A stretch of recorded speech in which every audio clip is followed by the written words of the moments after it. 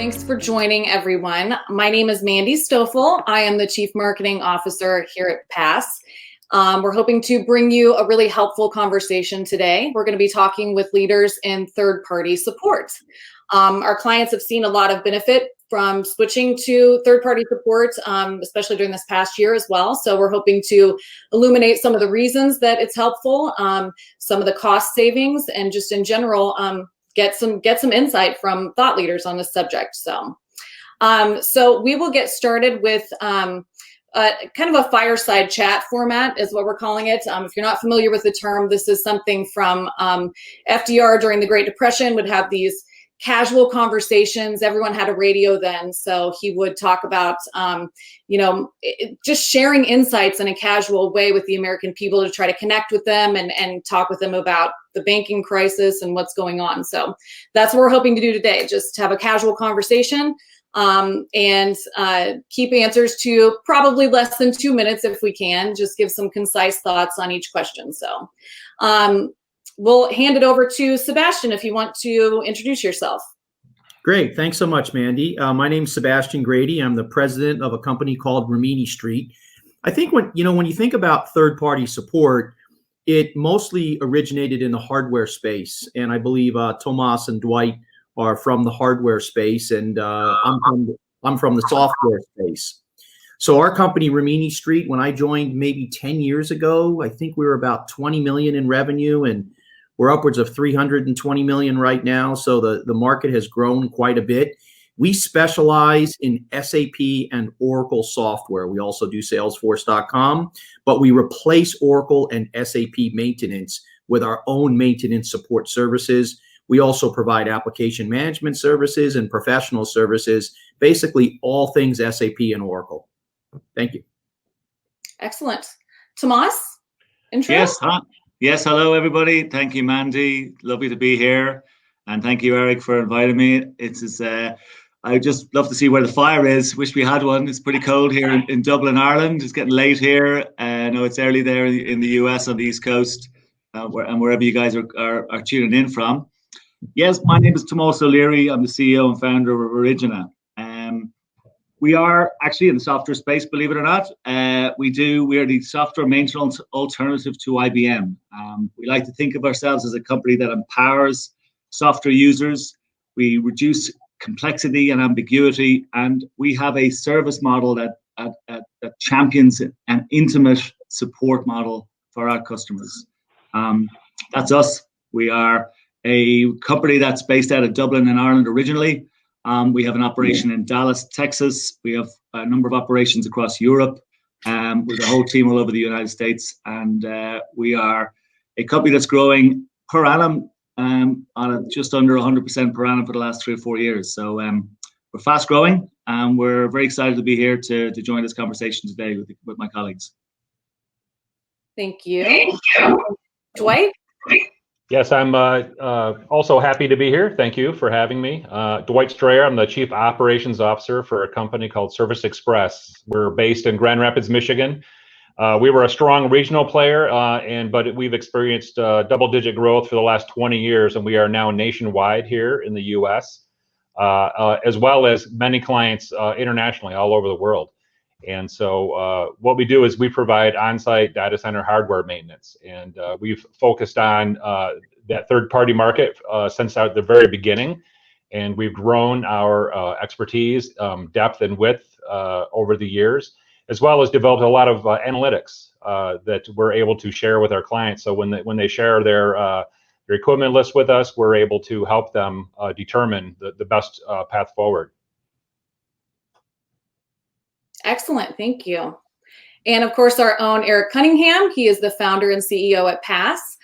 If you want to tell us a little bit about yourself, and then if you want to kind of dive into, set the table for what the topic is today, and what our clients are saying, and why we feel this is a really important topic to share with them early this year about how they can benefit. So PAAS is a global spend analytics company. We help companies benchmark what they're receiving from technology providers to what the market's paying in that particular area. So again, we service customers across the globe, and then we also roll up our sleeves and help them negotiate contracts on behalf of other technology suppliers as well too. So Mandy, I could hear you, but you couldn't hear me. So let's just dive in here. We can kind of set the table if that's okay. Yep, let's do it. So the budgeting process, the mindset of a CIO and CFO, the budgeting process of 2021 has been a little bit different than what the previous years has provided. There's no such thing as being complacent right now on the technology investments. And the leaders of these companies, they've been challenged and they've been taxed closely with reducing wasteful spend. So there is no such thing as the discretionary slush fund, so to speak. It doesn't exist. So the only way to fund new projects and new initiatives is by reducing wasteful spend and applying those dollars to those projects. So let's face it, though. Let's think about technology. It is the largest and fastest growing spend category in the balance sheet. So, but it also offers the biggest opportunity to capture savings. And entering the world of third-party support now, it's becoming essential. It's in some cases, it's the easy button for these CIOs. So once they secure the internal alignment from the business stakeholders, things go very quickly, and then the model's proven. And quite frankly, you see three items stick out right away. The first thing is you get more of a customer focus with your services. So these companies are providing customer support. They're intimately getting engaged with these clients on a first name basis. And it's almost like, they're the hotline for that. They're not focused on product development. They're focused on providing support. The flexibility aspect of it buys companies times and customers times, so they don't have to make quick decisions. And in today's economy, nobody wants to be forced to make a decision without having a strategic roadmap. So it's like leasing a parking spot, and you come and go as you please, while you only have to pay half the price. And then lastly, really goes to alignment. It's immediate cost reductions, right? So the earlier you get engaged, the quicker you see those return on investments and you see that value. All but saying this marketplace in the third party world is going like this. So in the next 24 months, we fully expect to see this market exceeding $1 billion in sales. And these customers and the models that we see are moving faster and faster.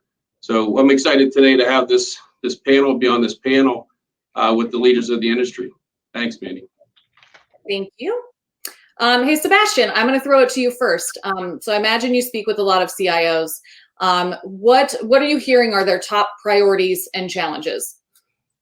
Sure. And this is a very interesting question, because most CIOs that you talk to, one of the first things they tell me is we're a cloud-first company and we're all about going digital. But we're trying to figure out how to operate in this hybrid IT world that we're in. And if you notice, big companies like IBM just completely rebranded themselves as a hybrid cloud company.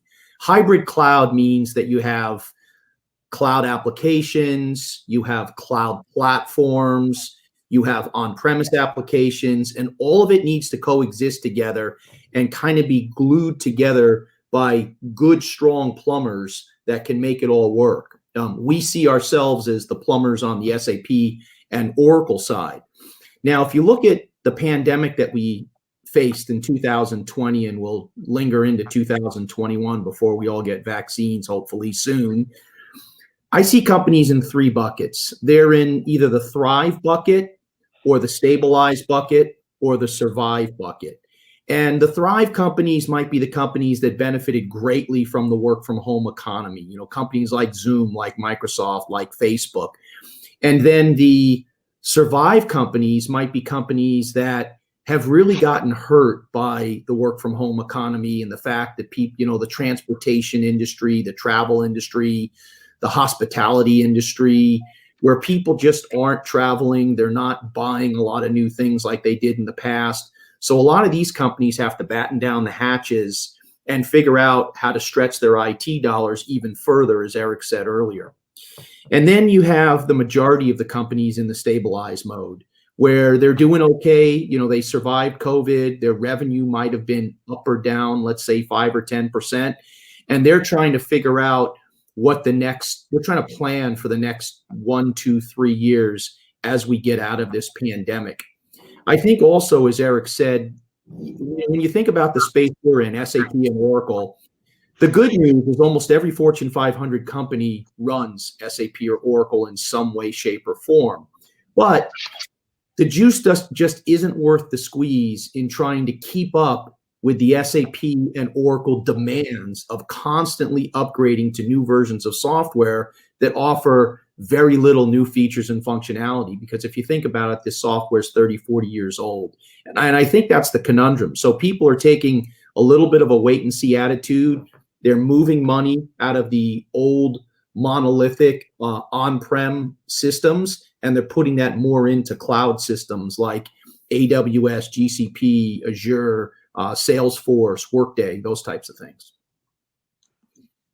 Okay.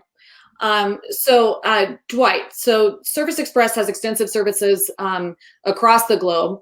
Do you see any reasons that customers are hesitant to switch to third-party support? Yeah. There's a few reasons, and we try to address those.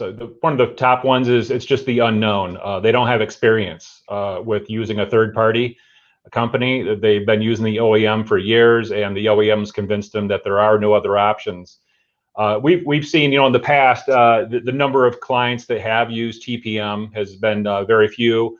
Over the last 10 or 15 years, though, it's hard to find someone that doesn't have experience with the TPM industry. So we encourage our people we're talking to talk to our customers' reference accounts. And the other thing we do as well to help with that is we'll sit down and consult with our clients, and we'll look through their equipment list, and we'll be upfront and honest and let them know what would be great to move to TPM, what would not be a good idea to move to TPM. Maybe it's too new in the market, the parts or the firmware is just not available. And then depending on how they're using some things, maybe there's a hybrid. And then some other reasons is there's a fear that once I move to TPM, I will not be able to go back. We offer a 30-day no condition out. And it's interesting because we would never put our clients at risk, and although we offer that, I don't think we've ever had a customer that's gone back to the OEM after moving their equipment to us. And assurance, the IT directors and CIOs, they want to mitigate risk. They don't want to take risk with their data center. And there used to be a saying that no one ever lost their job for using fill in the blank with your favorite 3-letter OEM. We actually had a customer recently tell us that he might get fired if he keeps using them. So I think over the years we've created, the TPM industry has really matured, and quite honestly, I can say I think we offer better services than the OEMs at this point. Thank you very much. So Tomas, a lot has changed in order to onboard and offer immediate service. Can you just briefly walk us through like 3 to 5 steps and the timing it takes to operationalize a client? Yeah, absolutely. Thanks, Mandy. I loved what Dwight said there about not losing a customer. I think that's probably safe to say. It's probably correct for all of us. It's very rare that we lose customers unless they've stopped using the particular product we support. So there's a really good reputation that TPMs have. I mean, the onboarding process, we have our own one, obviously, and there's no doubt that Dwight and Sebastian have theirs as well. But I'd say they're all broadly similar. I mean, for us to start with, like any company, professional services company, support company, it's a service transition review. Clearly, we support all versions, so we got to know what versions you're using. We've got to nominate then and assign product experts, because you get dedicated product expert per product. And then we got to give you confirmation of the binding SLAs and response times we have.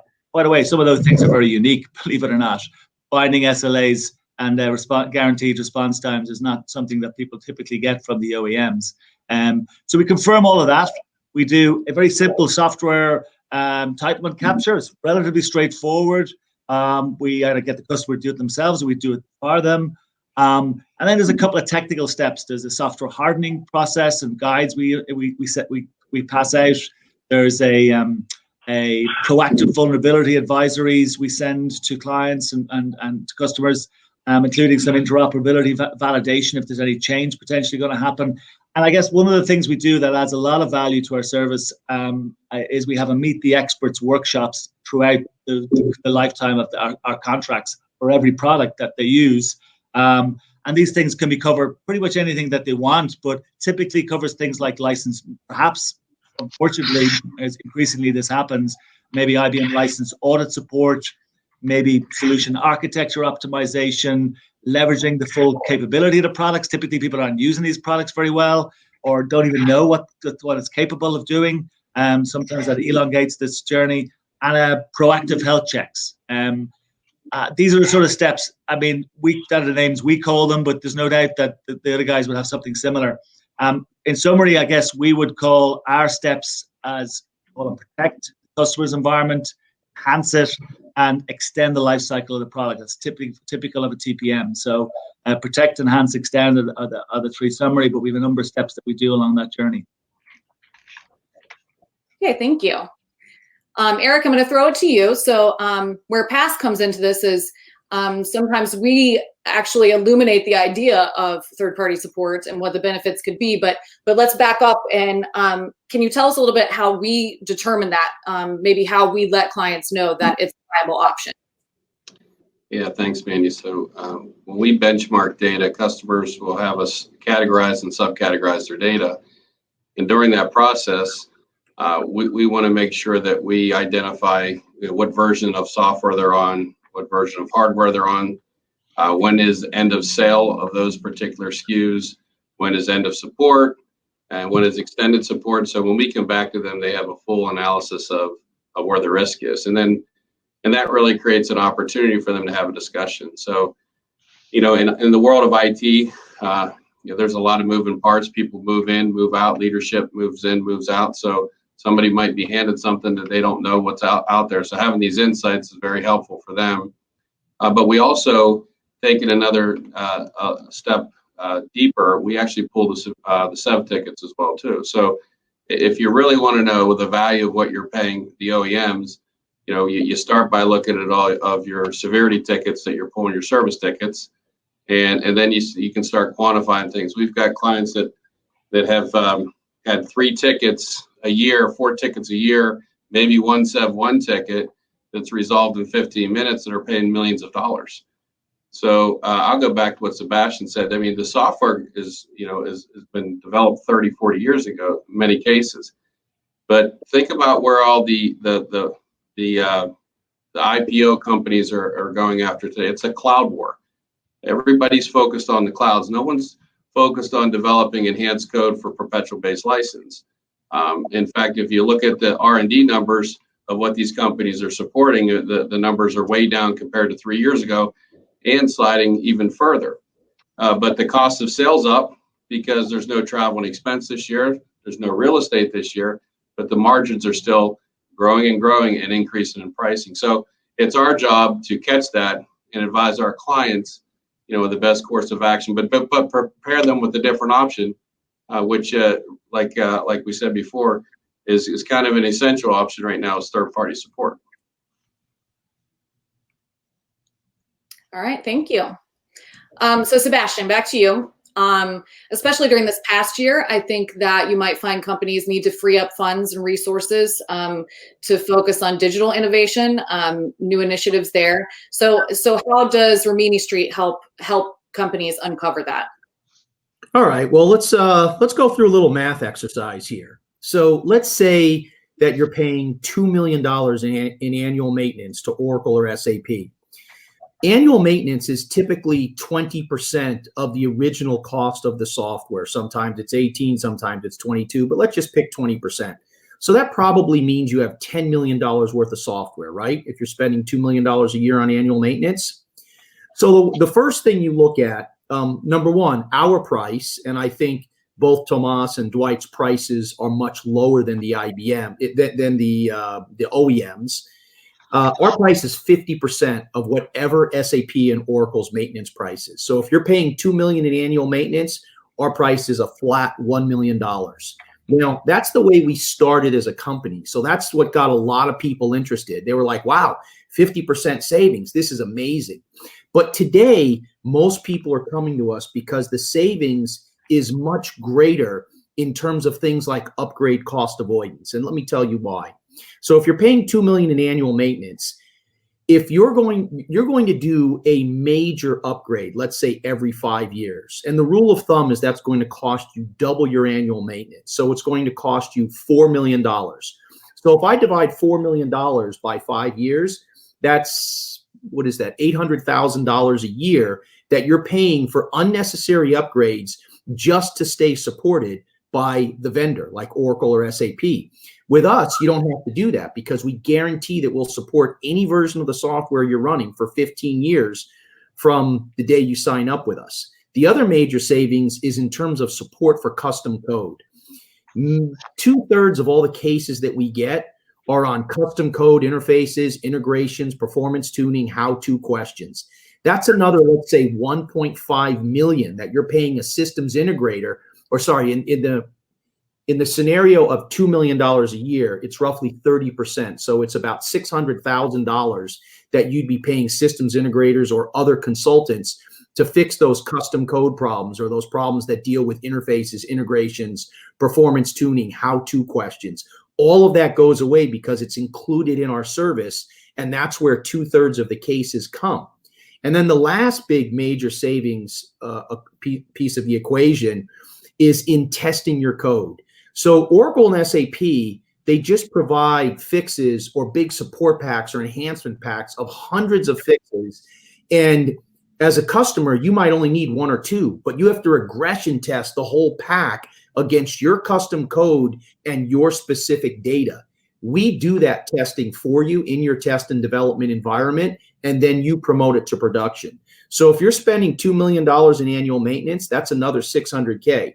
So if you add up the $600K plus the $600K plus the $800K, that's really another $2 million that you're spending with Oracle or SAP that you wouldn't have to spend with us. So a $4 million total all-in spend goes down to $1 million. So it's really close to a 75% savings.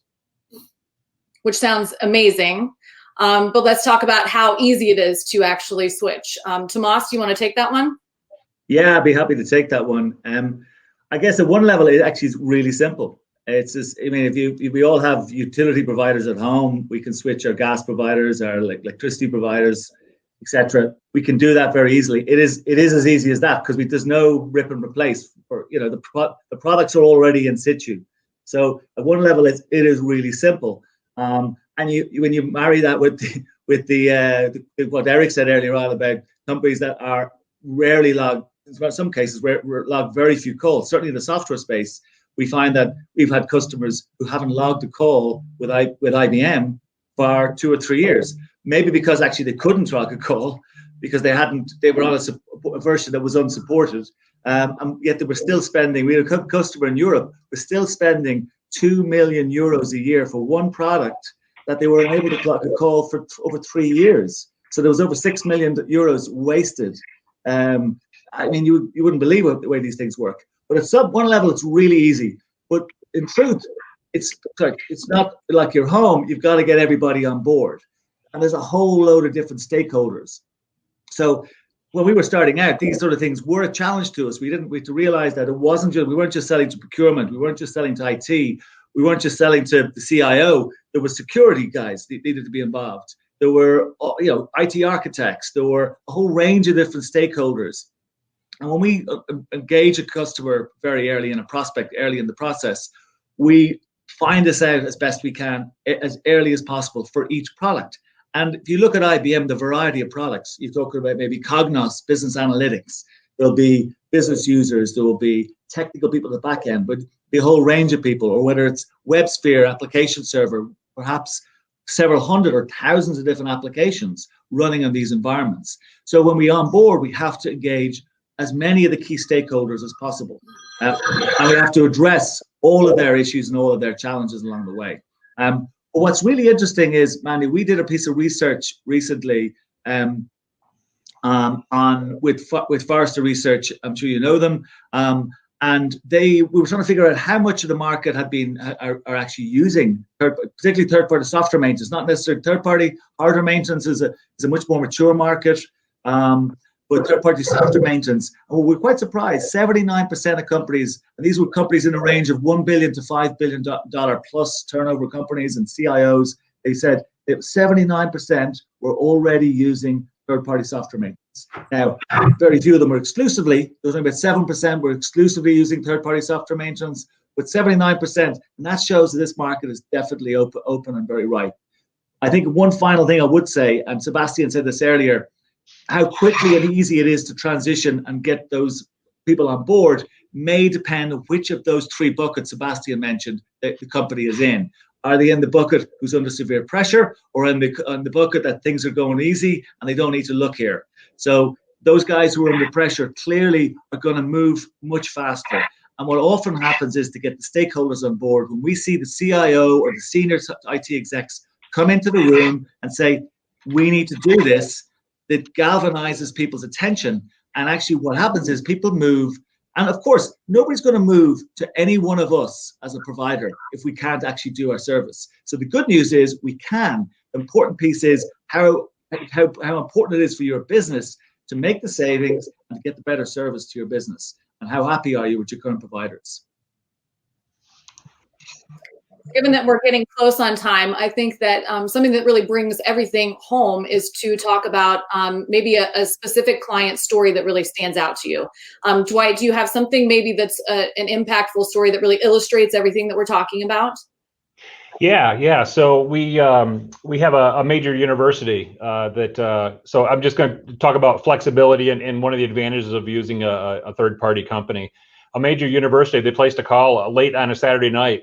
We mentioned that we did not find it on contract, but we said we're engaging, we're grabbing the parts, and we're heading there. And when we arrived, we discovered that it was actually under maintenance with the OEM, but they still hadn't got a hold of, or an ETA from the OEM, and it was a pretty critical system. So we said, tell you what, we'll start fixing it, and we'll pass it over to the OEM once they respond. Long story short, we had it fixed before the OEM even responded. And so and it wasn't even under maintenance with us. And so we said, we'll figure out the bill later on Monday. Monday came and they said, we'll pay whatever bill you come up with. And not only that, we want to move our entire data center to you. So I think what you get with companies such as ours and Tomas's and Sebastian's is that flexibility. We focus on the customer and the client, and we really try to look for what's best for them and how can we serve them the best. That's amazing. Sebastian, do you have one that you'd like to share? I don't know if I could have done a better job than Dwight on closing it out. We have a lot of stories just like that where we go above and beyond with what we call positively outrageous customer service, and that's really what all of our companies bring to the table to the nth degree over the OEMs. And I think that's the reputation, as Tomas even started earlier in the conversation talking about, that's the reputation we have. We all have the reputation of the good housekeeping seal of approval. I could tell 100 stories like that, but we're up on the hour, and I'd love an opportunity to continue the conversation at a later time with our clients, with your clients, and introduce all of you to our clients, et cetera, et cetera. Definitely. All right. Well, I think we'll wrap it up then. But thanks so much for joining us today. Really appreciate the insight, the information. You can get in touch with PAAS, and we'll be happy to get contact information for everyone out if you have additional questions. You can also get in touch with us for a no-cost benchmark analysis if you'd like to check out your support and where you might have an opportunity to save with third-party support.